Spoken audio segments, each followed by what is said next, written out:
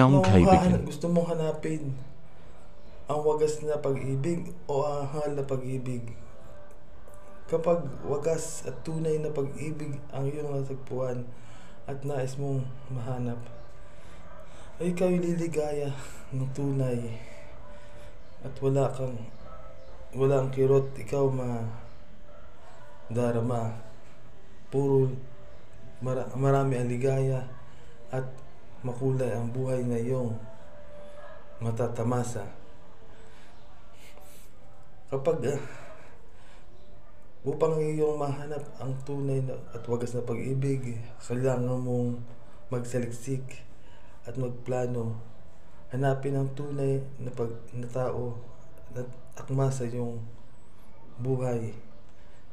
Huwag magpadalos-dalos sa paghahanap ng makakapareha o makakasama sa buhay, dahil di madaling ang pagkalas sa mga taong makakasama ay hindi isang laro lamang na parang kutsi-kutsihan ng mga bata. Kaya kung hangal na pag-ibig ang iyong nasumpungan, ay hindi ito maganda. Hindi ka tunay na maligaya. Puro kirot at pagdurusa ang iyong madarama.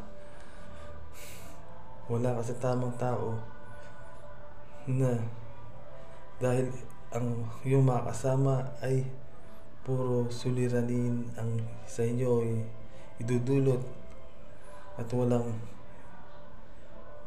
bahid na makadiyos ang mga gawain niya.